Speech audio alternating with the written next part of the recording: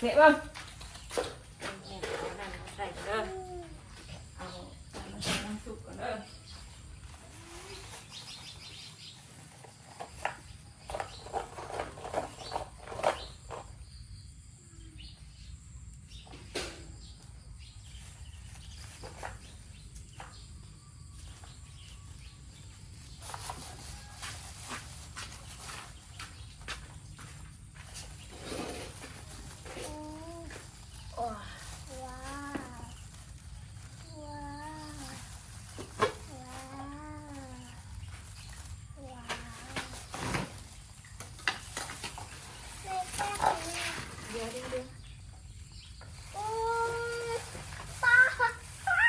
สบายดีกันสบายดีกันสบายดีสบายดีเด้อป้าลุงเฮปปี้ทุกท่านยินดีต้อนรับกับทุกท่านกระจอยเลยเห็นมากเลยแม่เห็นแม่นั่นใช้เบิ้งแม่ได้เบิ้งเห็นบดบ่าวะเห็นอยู่เพิ่นเห็นอยู่ป้าลุงเห็นอยู่เลยลูกเห็นบัตรคนงามอยู่มานี่ฮะสิมาต้มน้ำซุปก๋วยเตี๋ยวเองเลยมื้อนี้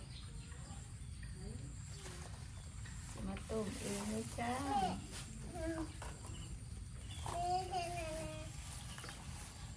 เดี๋ยวมือแม่เปื้อนนะมือสบายแม่บายมันไงสบายใช่แล้วเลยจ้ะต้มน้ำซุปนัวๆให้บาดนี่นะไปล้างมือด้วย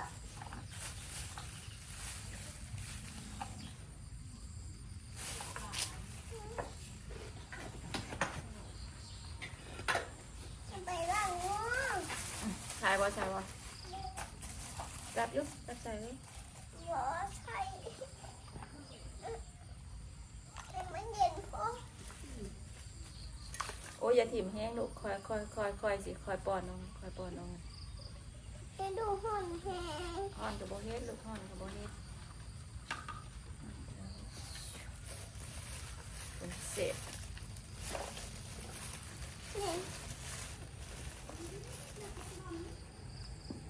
ร่นได้เห็นเนาะ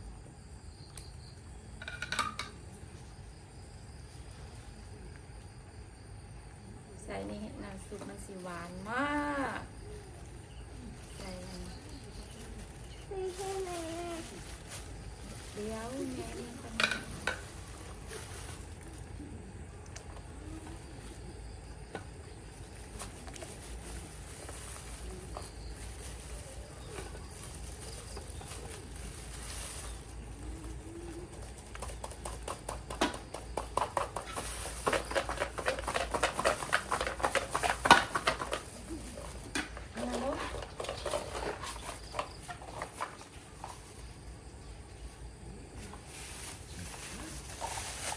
เดี๋ยวพอเด้อ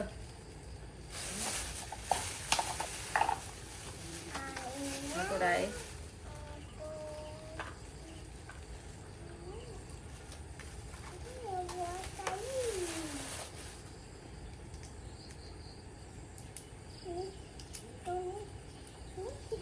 ท่านผู้เลยไม่สั่งหัวใจงามเลย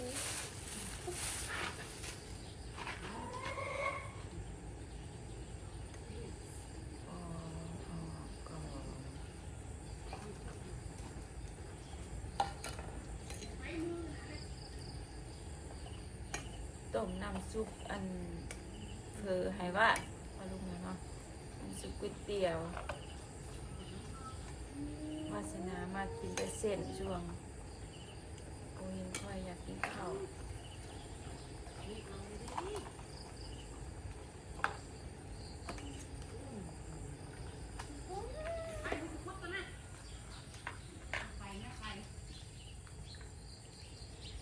ไอ้เจ้างัวกินยา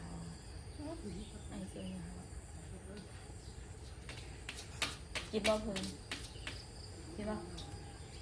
เพิ่นบ่อยากได้เจ้ากินช็อกโกแลตกินได้แม่ว่านะพอแล้วเอาอีกอันนึงพอเอาอีกอันนึงนะพ่อโอเคปิดทาเพียงโอเค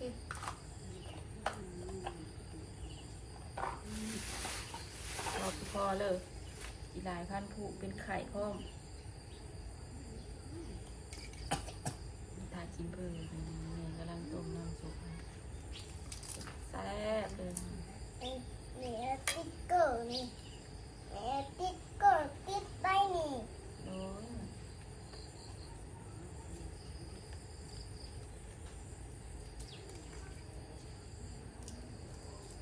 ว้าว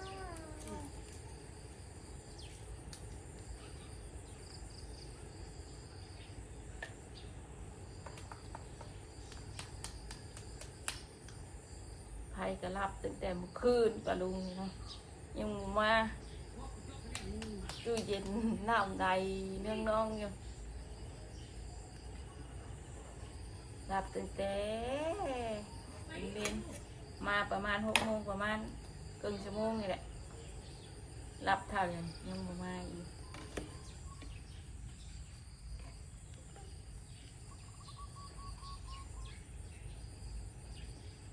ก็ติดชิคแก้มมัน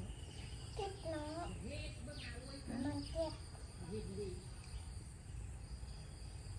กินแล้วเป็นฟันแล้วฟันผุนะ แม่เขายัง แต่ว่า เจ็บใต้วะ เดี๋ยวกันตายบ่ตายมั้งตายมั้ง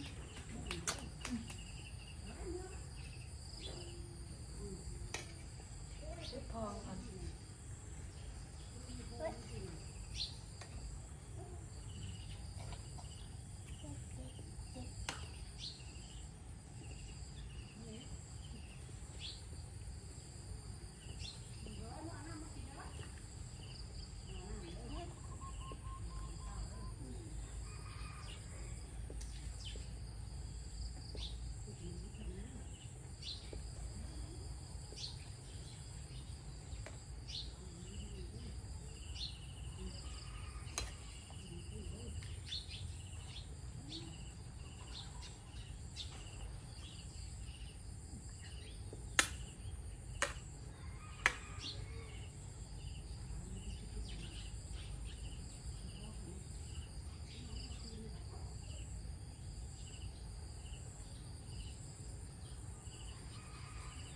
เจ็บบ่เจ็บบ่ ลูกประหยัดแล้วบ่ลูกประหยัดแล้วก็ทิมให้โอ๊ตสิปี้ใจ ใกล้ๆนี่ เทบัง หันก้นหันก้น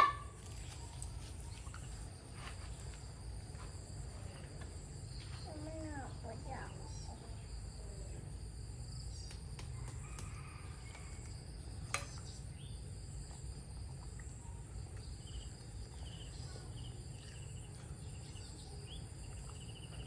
ห่อนมาลุกนอนเมื่อคืนฮิเปิดคืนวาสนาให้หลับเปิดประตูนอนห่อน แม่เปิดตู้หน่อยค่ะแม่ เปิดให้ยังลูก เปิดตู้หน่อยเนาะเปิดทีวีพร้อมไหม พังเลยแม่ว่า มาป่อย แม่ว่าว่าใครรับแม่สิเปิดเนี่ยไรลูก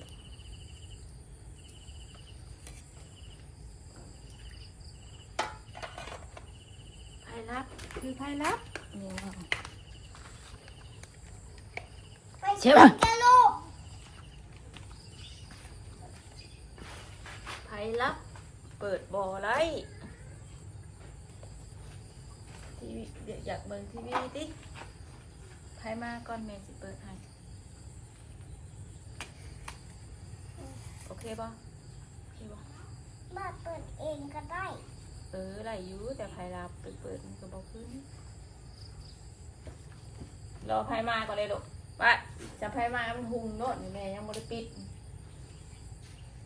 จะใครมาแล้วแม่หุงโน่นปิดยัง แต่แม่ให้มันหอมให้มันหอม ปิดแก้มหอมแม่สบู่ แหม โบแก้แล้วลูกโบแก้แล้วโบแก้แล้วพอแล้วพอแล้วแม่ว่า ไอ้ลูกที่เอาให้ยังไงให้ ยังพอแล้วว่าได้จะกิน ที่ให้คนอื่นไป หายไผ่ ให้คนอื่น คนอื่นอุ๊ยหอมบ่หอมบ่หอมบ่หอมกุ้มกุ้มแล้ว ไอ้ตีเรียก บอกว่าแม่สิเสือฟองมันออกเห็นบ่ฟองเอาสิได้น้ำซุปใส่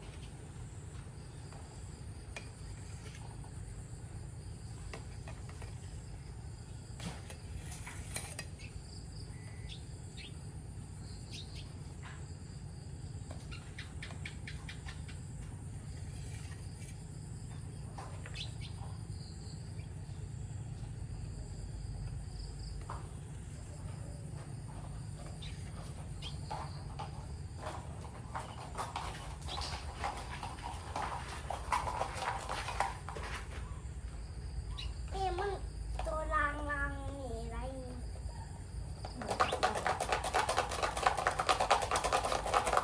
ๆมาลูกเบิกผมนะที่ผักปากกัน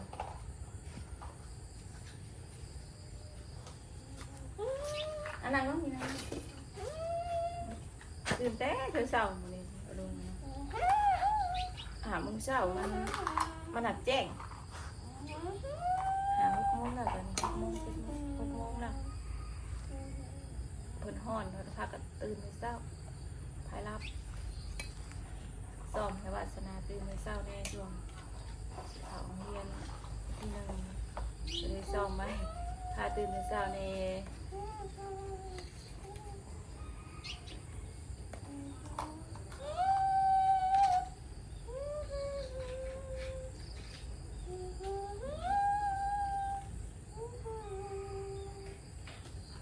แม่จะเอาแครอทมาใส่เบิดนะ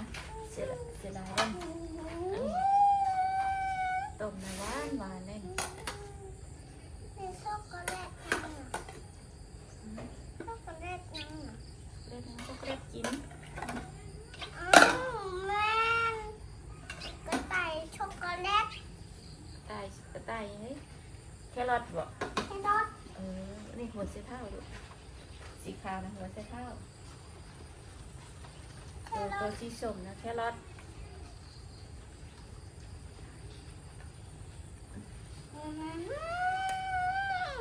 ไอ้เตะหมากปลาไม่มีไอ้เตะหมากปลาไม่มีไอ้เตะหมากปลานี่เตะหมากปลาไม่ม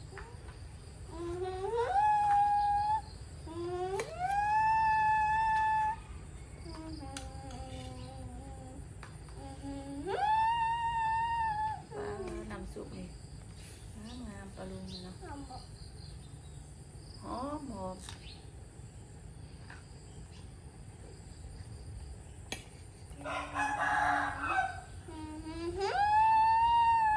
ต้มแมนซี่แล้วเห็ดต้มจืดก็ได้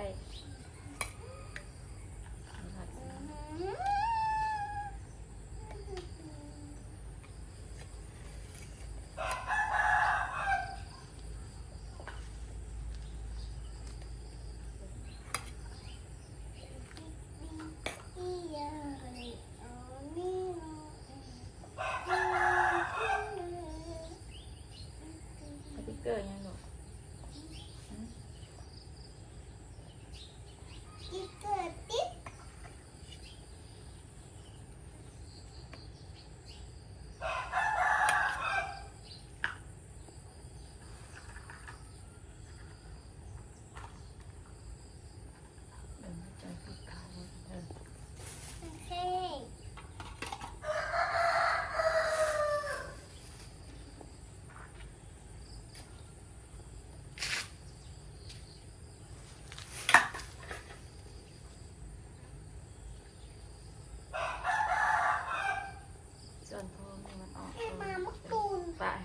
ขียวลง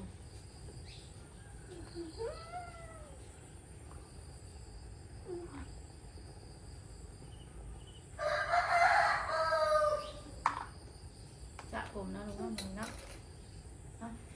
สระอยากจะหัวเมย์ซื้อให้ใหม่เนาะ แม่มันก็เป็นนี่นี่ กับพวกลูกตั้งนี่สิเด้ตั้งสิเด้นี่ เด็ก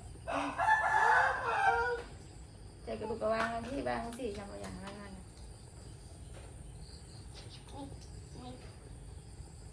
แม่มันก็เป็นนี่นี่ เป็นเนื้อลาย แม่มันก็เป็นตัวนี่นี่ น้องกระดูกวางแหวนเด้ แม่ปองให้แม่เก็บ เพียง แม่เช็ดออกให้แม่ออกดี มันบอกออกไอ้ลูกมันเพื่อนจะได้มันหายมันครับ ๆมันออกเองมันบอก ออกอย่างนั้น มันติดติด เดี๋ยวมันจะออกเองมันจะเป็นอย่าง แม่ดูติดติดให้มันออกมาหัน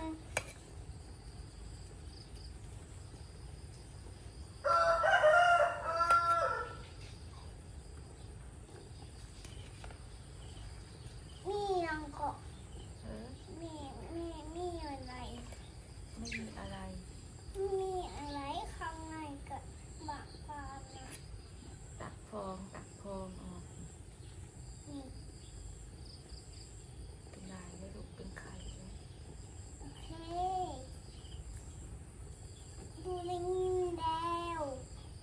โอ้ย ติดออก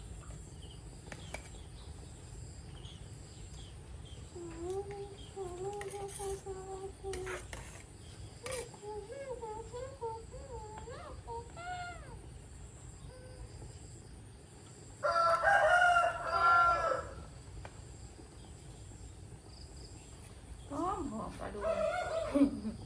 ว้ายกล้องมันจอยมือได้จัง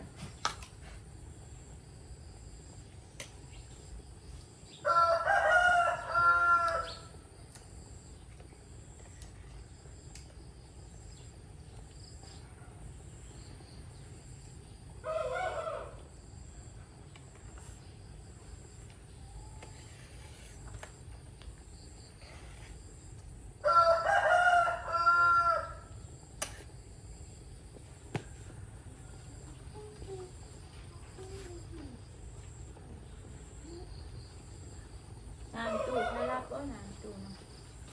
ให้รับเลย แม่ว่าพอแล้วแม่ว่า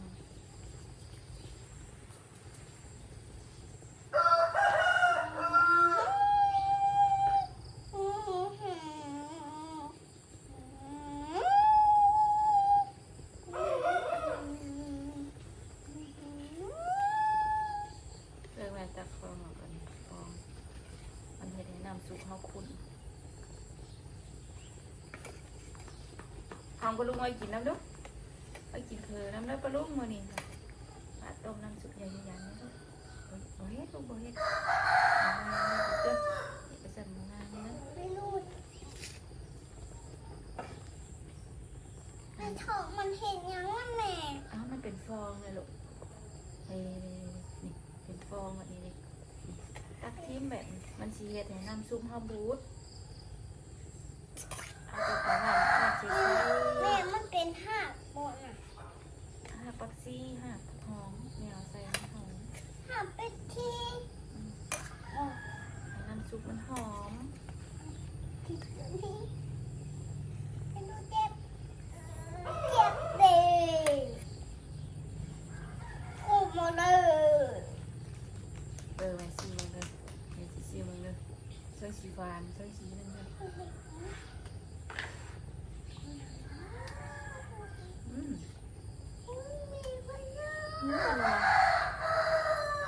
หวาน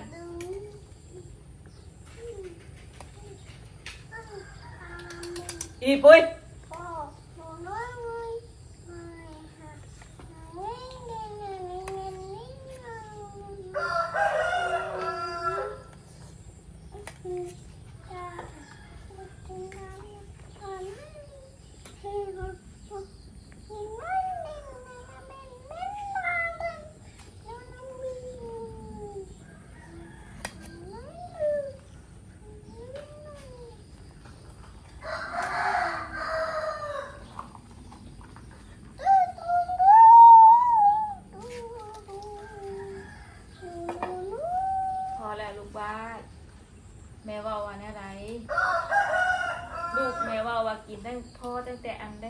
ก็กินจนว่าสิเบิดปุกหนึ่งเลยโอเคบ่แม่ว่าลูกกินไป3 อัน 4 อันได้ไหม เป็นลูกอิ่มนะ พอแล้วแม่ว่า อืม กินลายแล้วไม่สิเบื่อได้รู้ว่ากินลายมันเป็นไข่สิอ้วกแต่ไอ้ช็อกโกแลตนะ แม่มาเมื่อกี้ญาติของแม่แล้ว อย่างนั้นหรอก แม่มาเมื่อกี้ญาติของลูกเลยโอ้โดโดลูไอ้นุ่นกินไส้กรอกแดง พอเดี๋ยวแม่สิต้มเพลินให้กินกินบ่เพลิน โบอยากกิน ว่าน้ำซุปแม่เห็ดหอมกุ้งปลานี่บ่อยากบ่ โบมีช็อกโกแลตโบมีช็อกโกแลตอยากกินไส้กรอก แม่ต้มหอมเป็นได้แซ่บ หอมแล้วแม่นะเอ๊ะ เสร็จเลยกล้องไม่จอยมัวบ่แล้วนะ น้ำซุปคอนเขามาใส่ ช้าช้า มาเฮือนมาซ่านน้ำพอน้ำแม่เด้อฮัดเชิญต้มน้ำซุปเผลอปลาลุงเลยเนาะก็คือน้ำซุปก๋วยเตี๋ยวแล้วก็เมียนใส่อันเส้นให้ว่าเพิ่นมักกินเส้นช่วงนี้บ่ค่อยอยากกินข้าว มีไอติมเฮ้ยติมยำยำยำยำยำยำยำ นี่ป้าจอยต้มใส่กระดูกหมูเน้น ยำ น้ำซุปฮะเอาตักออกมันก็สิใส ยำยำยำแม่กินยังนี่ เฮ้อ กินยังนี่ ปีนอะไรลูก กินอันนี้เลยแม่ใส่จานมันคือเปื้อนแล้ว หึ ใส่จานมันคือเปื้อนแล้ว แม่ยังสิล้างอยู่บ่เป็นหยัง แม่นี่นั่งของเขา แม่ยังสิล้างอยู่เลยลูก นี่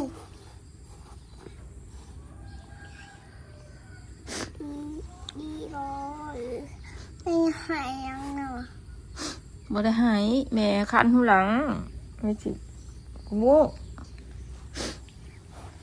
เนาะไม่ใช่หายยัง บ่ได้หาย มันจะหยาดคงรู้แล้วเรียนนะใช่แม่แบบ คันหูหลัง ดีไอ้ยามไม่ไอ้เต็มมันเต็มมา แล้วห้องปลาลุงมากินเผลอน้ำวาดอยู่ห้องปลาลุงมากัน โอ้ มากินน้ำวาด ไอ้ เด้ ติม อ เชียไอ้มันกินเพลินน้ำว่าเด้อแซ่บ โอ้ไผเห็ดลูกไผเห็ด แม่ ไม่จอยเห็ดบ่แซ่บบ่ยังบ่ทันได้กิน ยำ จ้ะ มันข้นยำมันขมยำมันครบ น้ำซุปได้ ยำมันครบ เดือดฟุดเลยปลาลุงน้ำซุปใส่เลยไปซะโอเคแม่จอยก็สิจบคลิปก่อนสวัสดีก็ลูก สบายดี สบายดีเด้อปลาลุง FC ทุกท่านนี่นี่ป้าจอยก็สิขอจบคลิปเพียงสำนี้ก่อน โดโดโด ไปแล้วสบายดี โด